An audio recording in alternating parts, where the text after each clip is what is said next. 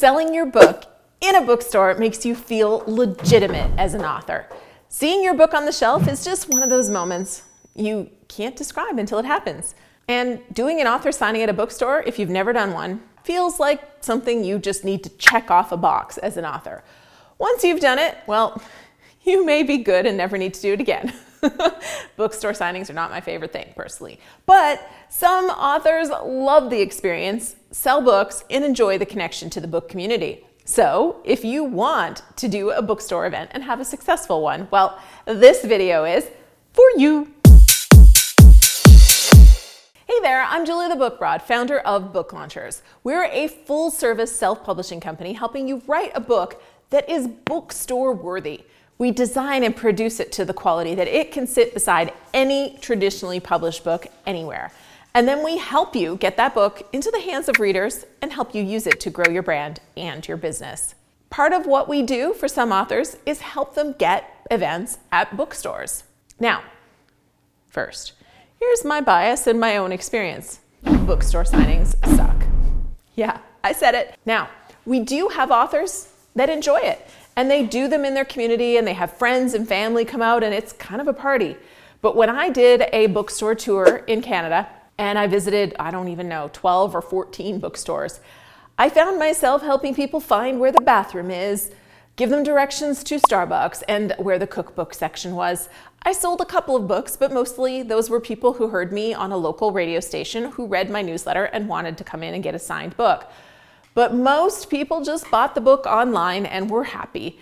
I didn't get a lot of new sales from being there in the store.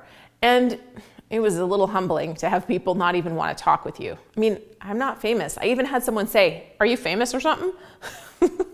So that's my perspective. Bookstore signings were not that great. But I did them because it got my book into bookstores. And still to this day, More Than Cash Flow is sold in some Canadian bookstores thanks to the work I did more than 10 years ago. Now, if you're with a publisher, you may have to do some bookstores as part of your publicity tour. And if you're self-publishing, you may want to do them. Either way, here's some tips for creating success. Many bookstores, especially the bigger ones that do a lot of events, they're gonna book those events out 6 months in advance. So planning is really important. Also, focus on bookstores that are a good fit for your book. So just as an example, you can look at independent bookstores in LA, of which there's lots. And some of them do incredible events with authors. But the audience that's going to attend an event at the last bookstore is gonna be different than the one that goes to Skylight Books.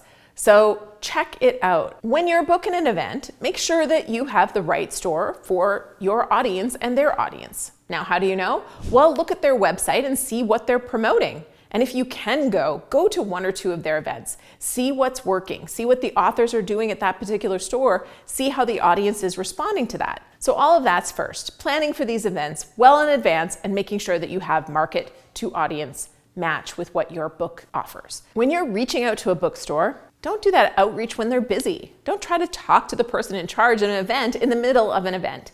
Go on a Wednesday morning or call on a Wednesday morning or whatever day is not going to be busy for them. And be sure you're ready for that outreach. What do I mean by that? Well, make sure your website looks great. Your social media is on point and on message. I have a video on author websites for you. I'll put that up at the end. And make sure that you have a good sales sheet. And please, please don't reference Amazon. Don't tell the person at the bookstore to go to Amazon to check out your book. If you want to gain bookseller support, including links like Bookshop or other independent bookstores on your site can be really powerful. At a minimum, use your universal book link on your website so you can look indie store friendly and not focused on Amazon. If you reach out to a store and they turn you down, thank them. They are saving you time and energy. It just means you and your book weren't the right fit to create success for either of you at their store. It's a good thing when you get turned down. Keep looking for a store that is a right fit and that's going to be a promotional partner for you. And we've talked about this before, but all of this is in Self-Promote and Succeed, which you can download for free at selfpromoteandsucceed.com/audio. But you also need to tell the store how you're going to bring people to the event.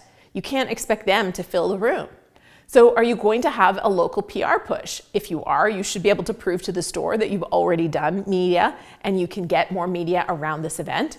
Do you have friends or supportive family in the city of your event?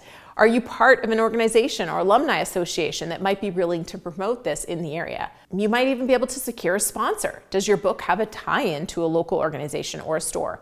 This kind of sponsorship isn't about money. This kind of sponsorship is about them using their means to promote you. So they might put their logo on your posters or signs and you might thank them at the event, and they do that in exchange for a shout out on their social media or in their community communications. Of course, it helps to have strong editorial reviews from organizations that the bookstore will deem credible, not your aunt or your best friend. Editorial reviews from Kirkus, Publishers Weekly, Reads eDiscovery, Library Journal, and so on.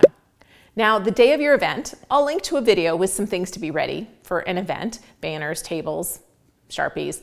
But during the event, here are a few tips. Number one, the bookstore host is not there for your needs. If you see an opportunity to make the event more successful for you and for them, go ahead and discuss that with them. But if you need tape or you forgot your Sharpie or you want someone to take pictures, well, bring someone to help you. That is not the bookstore person's job. They are working at the store, not working for you.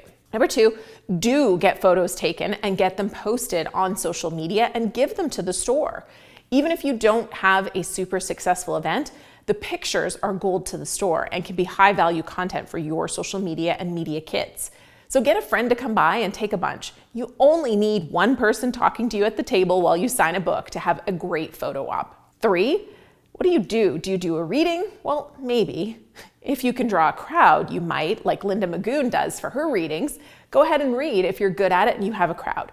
But generally, most bookstores are going to have people trickling in and out and not necessarily coming in for a reading or a talk. But again, know your store before you pitch to them. You may prefer to have a Q&A. If you do, plant questions with friends in advance to get that conversation started. You don't want to do a Q&A where there's no questions. And be ready to entertain and engage the audience. Number four, don't measure the event by sales. You'll go home in tears. I swear you will. If you sell 15 books at a bookstore event, you've absolutely crushed it. Now, if the bookstore brought in a case of books, say 26 books, and you sold 15, I would buy the rest of them, maybe minus one or two that you leave there, or do some sort of promotional push through your newsletter to get the signed copies off their shelves. Leaving a bookstore with a bunch of stock begs for returns, which you don't want. We've talked about that before. But for measurement, well, remember the big picture of why you wanted to do this event in the first place. Because you already knew it was not likely to sell hundreds of books. So was this for the bookshelf space, the publicity push, or just to celebrate the fact that you freaking did it? You're an author. High five, because you should celebrate. Have you done bookstore events? What did I miss? What was your experience? Let's chat about it in the comments below. Now, here's the video prepping you for live events, and this is the one on author websites. Oh, and this one's on the one on Universal Book Links. You kind of need all three if you're doing a bookstore event. So head on over. I'm waiting for you.